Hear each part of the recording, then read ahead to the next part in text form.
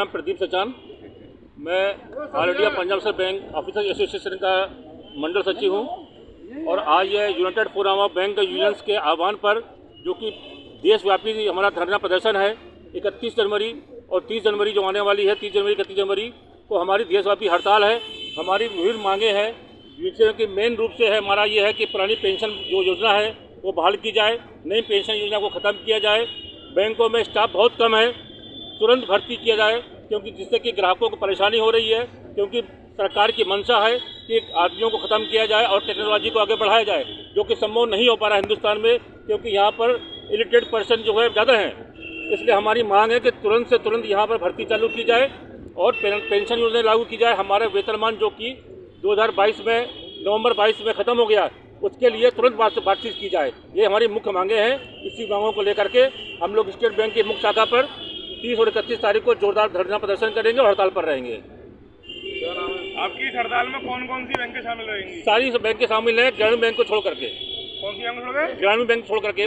वो समर्थन देंगे बाहर से हमको, लेकिन वो हड़ताल पे नहीं रहेंगे। ये धरना प्रदर्शन जो आप करते हैं ये शाम का समय ही क्यों लेते हैं? इसमें आप दिन में क्यों नहीं करते? दिन में इसलिए नहीं कर सकते, हमारा 10 से 5 का बैंक टाइम होता है। 5 बजे के बाद ही हम सही तरीके से 5:30 बजे के बाद बैंक के ड्यूटी आवर से हम फारिग होते हैं, इसके बाद करते हैं हम लोग। अच्छा, जिस आप पेंशन स्कीम की बात कर रहे हैं, गवर्नमेंट का कहना ये है कि इन स्कीमों से आगे आप लोगों को भी और जो भारत सरकार की योजना है उनको भी लाभ मिलता है। इसी पैसे से वह अपने चीज़ों को सेट कर पाती हैं। उस विषय में आपका क्या कहना है? नहीं, ये पेंशन योजना हमारे PF से फंड से मिलता है। इसमें हम अपने फंड से पैसा डालते हैं, अपने प्रॉफिटेबिलिटी से पैसा डालते हैं। उनके इसमें सरकार को, अपने ग्राहक को भी तो आप यही फायदे बताते हो। जिस टाइम उनकी आप अटल पेंशन योजना करते हो जी जी, तो आप उनको भी तो यही फायदे बताते हो। अटल पेंशन योजना में सिस्टम अटल पेंशन योजना में सरकार का अनुदान रहता है। इस पेंशन योजना में सरकार का कोई अनुदान नहीं है, हमारे प्रॉफिटेबिलिटी से आता है सब। तो आप ये चाहते हैं कि सरकार उसमें आपको अनुदान भी दे? नहीं नहीं, हम बिल्कुल नहीं चाहते। हम अपने पैसे से करेंगे सर, हम इसको अपने पैसे से करेंगे।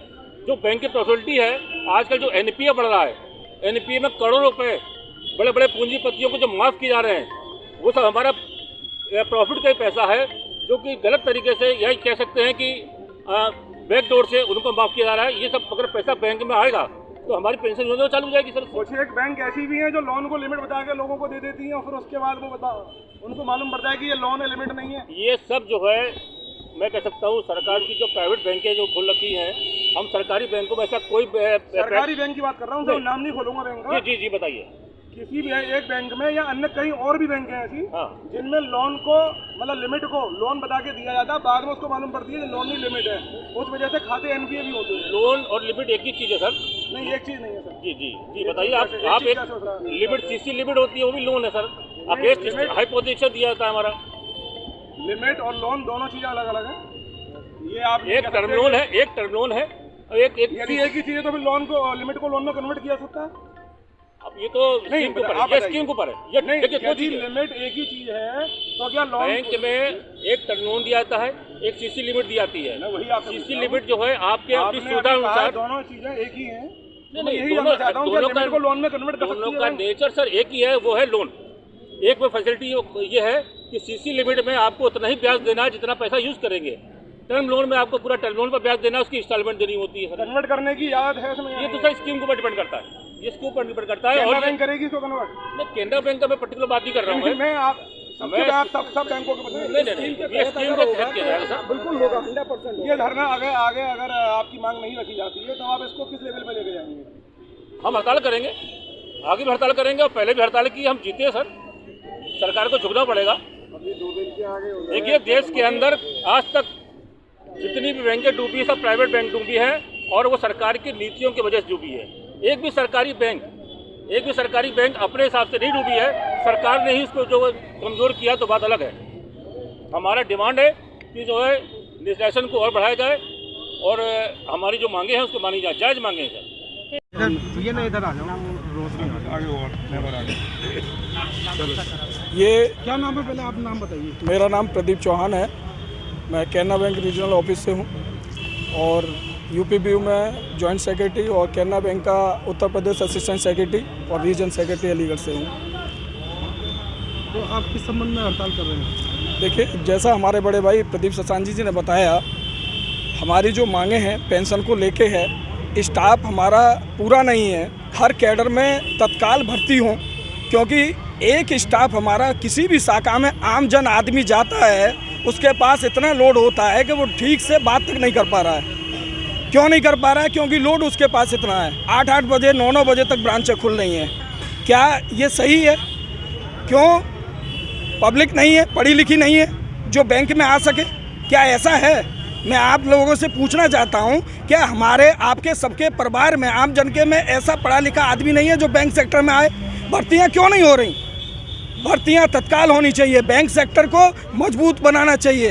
ये जो बड़े बड़े व्यापारी हैं, बड़े बड़े लाला सेठ हैं, इनको कमज़ोर बढ़ावा दे रहे हैं। गवर्नमेंट जो है दिन पे दिन आए दिन बढ़ावा देती जा रही है, जबकि इनको जो है उसको बढ़ावा नहीं देना चाहिए। बैंकों को सरकारी नेशनलाइजेशन बैंकें जितनी भी हैं उनको मजबूत करना चाहिए, उनके स्टाफ प्रॉपर देना चाहिए। कामकाज सारे गवर्नमेंट के जनधन से लेके सारी नोटबंदी से लेके आज तक इतिहास में देख लीजिए आप उठा के, जितने भी सरकार के जितने भी काम हैं उनको रातों रात बैंकर्स के ऊपर थोप दिया जाता है। कोई पूछने वाला है बैंकर्स से कि वो कैसे करता है, कैसे कैसे उसने मैनेज किया है? ये बैंकर्स ही बता सकता है कि उसके अंदर कितना दर्द है। एक वो दौर था, आज से एक बात सिंपल सी मुझे बता दीजिए, आज से 20 साल पहले या 30 साल पहले बैंकों की नेटवर्थ क्या थी और आज क्या है, और उस समय कितना स्टाफ था? एक एक ब्रांच में महोदय 60-60, 80-80 स्टाफ हुआ करते थे, और आज की डेट में 2 स्टाफ और 3 स्टाफ पे पूरा काम चल रहा है, और काम 4 गुना बढ़ गया है। तो ये सारी चीज़ें हमको आपको समझने की ज़रूरत है। ये स्टाफ सफिशेंट नहीं होगा, अच्छे से काम नहीं कर पाएंगे बेहतर। और पुरानी पेंशन इसलिए ज़रूरी है कि आजकल जो दौर चल रहा है वेस्टर्न पैटर्न पे जो चल रहा है हमारा देश, जो दुनिया में हर योजना के साथ वेस्टर्न पैटर्न को लागू किया जाता है, 2 रोटी बुढ़ापे में देने लायक नहीं है, तो वो सहारा पेंशन होगी, ठीक है, बैंकर्स के लिए। और हर सेक्टर में होना चाहिए पेंशन, हर एक भी सेक्टर इस देश में नहीं होना चाहिए। हमारी आर्थिक स्थिति मजबूत करने के लिए, आम जन तक मजबूत पहुंचाने के लिए हमें पुरानी पेंशन बहाल करना बहुत ज़्यादा ज़रूरी है, क्योंकि पैसा देश में नहीं होगा, हम लोग सक्षम नहीं होंगे तो कैसे देश मजबूत होगा?